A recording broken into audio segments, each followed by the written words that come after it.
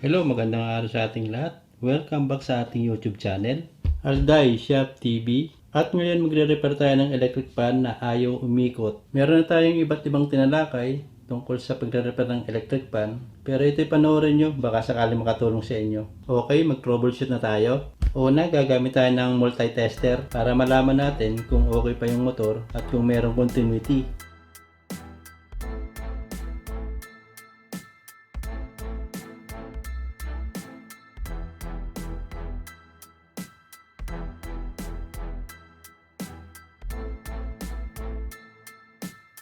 Okay, good pa ang motor nito.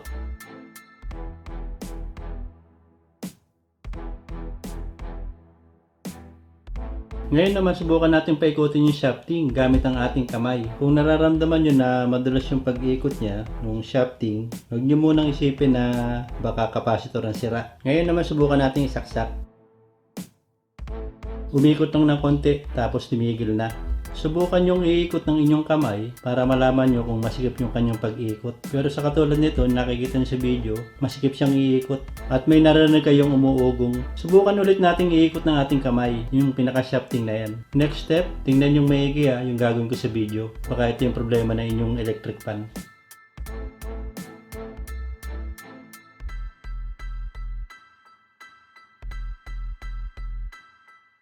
Kumpirmado kung ano ang sira. Kumakalog na yung shafting, kaya ayaw umikot. Ano kaya ang posibilidad ng sira ng electric fan ito? Sa mga hindi pa nakakaalam, narito po ang sagot. Kaya sana panoorin nyo hanggang dulo. At syempre, kailangan natin baklasin yung pinakalob ng motor na yan.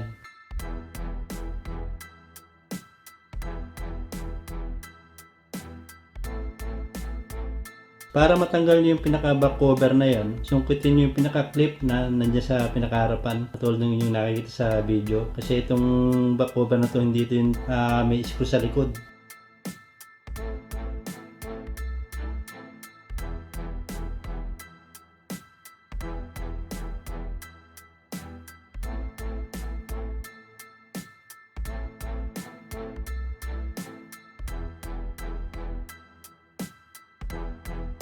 Ayan po, wala siyang screw sa likod.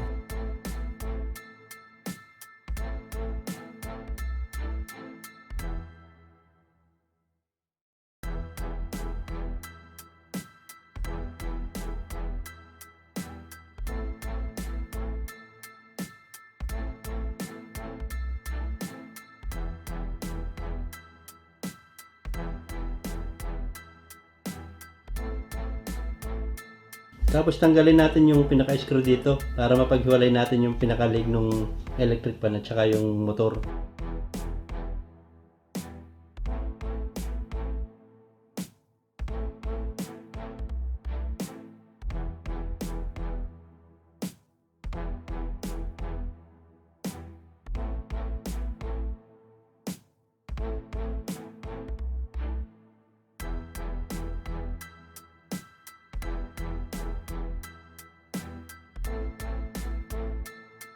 Madali lamang pong buksan niya kung ganyang klase yung motor. Yung pinaka-tornilyo niya ay nut and bolt.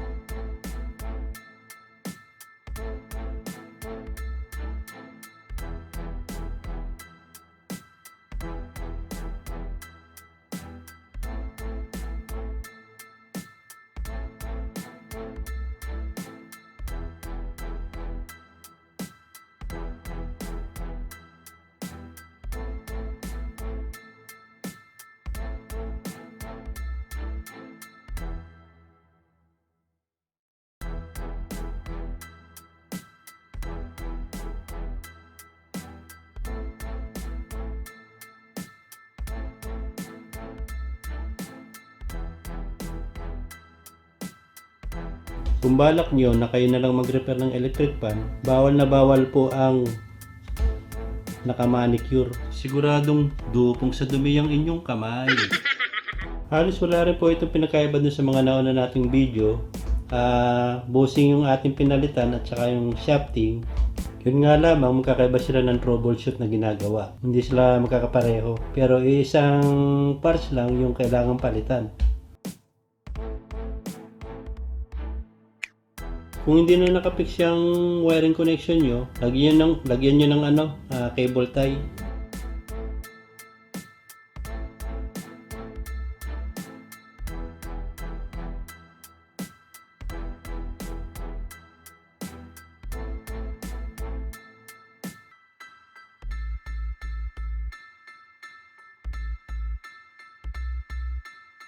At syempre, lagi kong sinasabi, kapag bibili ka ng shafting, dali mo ito isang buo na to, tapos sila na yung magpapalit. Tsaka magdala rin kayo ng isang sample para sa bushing.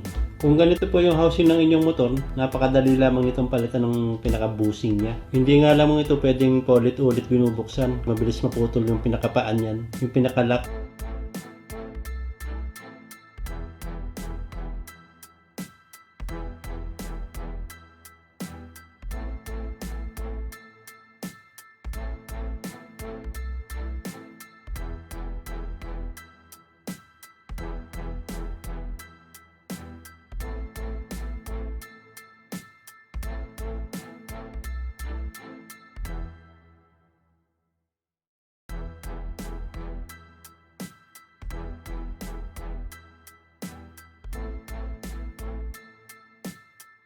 Dalawang bushing yung ating papalitan, kabilaan. Yun na, nakapagpalit na tayo ng shafting. Pero bakit mahaba? At meron siyang thread sa dulo. Okay, ang sagot, wala pong problema dyan kung mahaba yung bakal na yan. Hindi naman po yan tatama doon sa mismong pinakalikod niya. Ngayon, kung sakali meron siyang tatamaan, pwede nyo naman siyang putulin, katulad ng aking gagawin. Bumili na rin tayo ng isang pares na bushing at saka isang pirasong foam. Meron pong nabibili ng foam ng para sa electric pan. Mas maliit po yun dito. Ngayon, kung maka-experience ka ng ganito at ito yung inyong nabili kasi wala nang mabilan, ganito lang po yun yung gagawin. Sundan nyo lang po yung nasa video.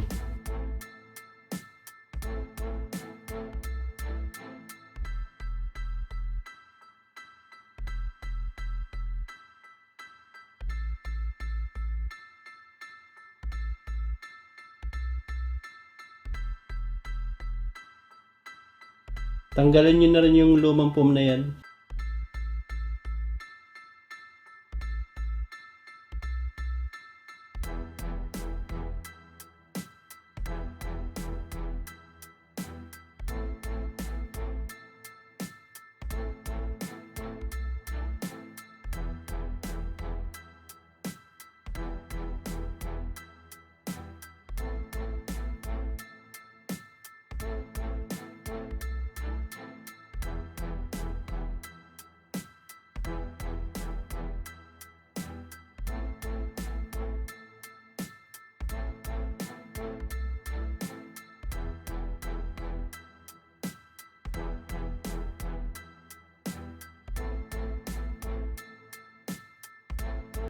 Ikabit na natin yung bagong bushing na yan. Tapos yung foam na yan na ating ginupit, iyakap nyo siya dun sa paligid ng bushing.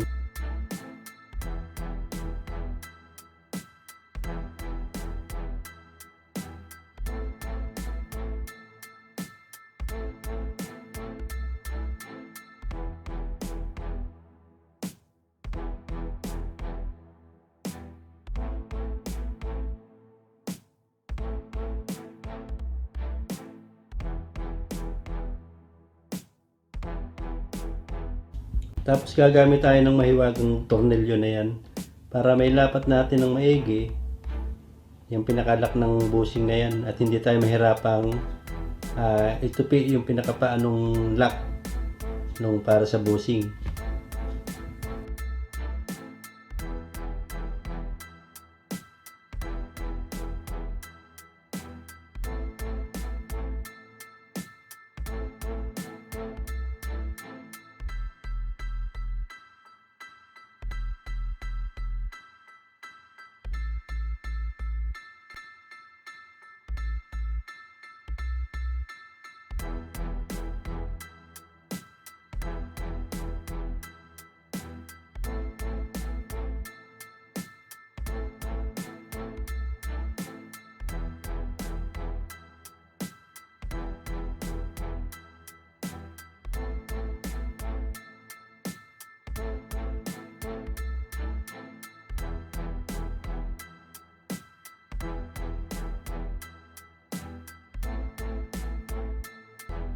Kung masyadong mahaba yung foam na yan, pwede nyo namang bawasan.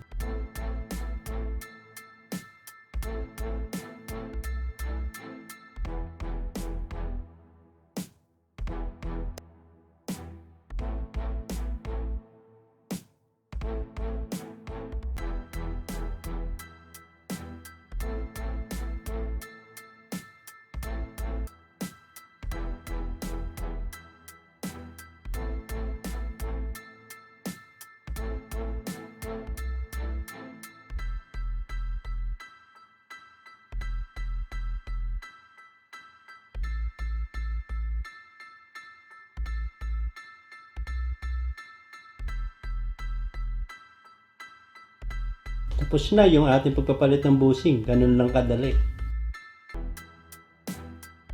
At syempre, huwag nyo kakalimutan lagyan ng langis, kabilaan. Tingnan nyo itong pinakauka na to ha. Dito nyo isushoot yung mga wires nya yung pupunta sa labas. Galing sa motor.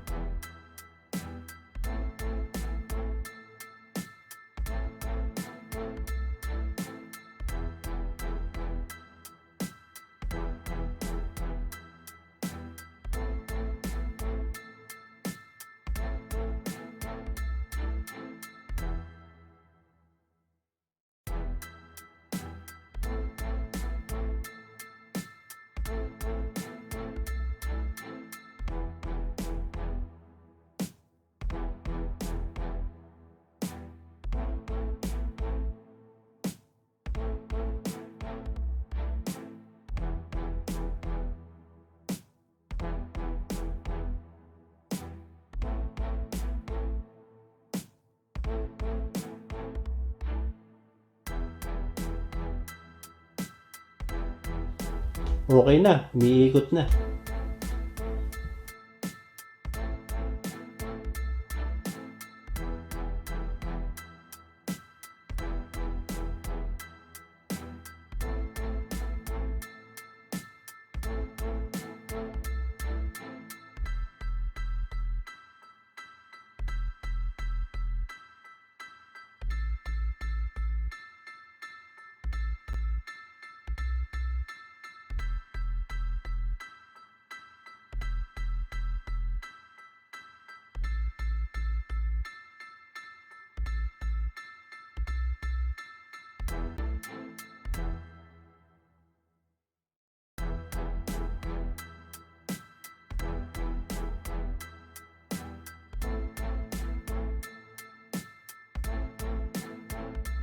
Kung hindi ka pa nakakapag-subscribe sa aking YouTube channel, paki-subscribe mo na yan at pakipindot mo na rin ang notification bell para updated ka sa aking mga bagong video na ina-upload. Kung nagustuhan mo yung ganitong video, paki-like naman. Maraming salamat sa inyong panunood.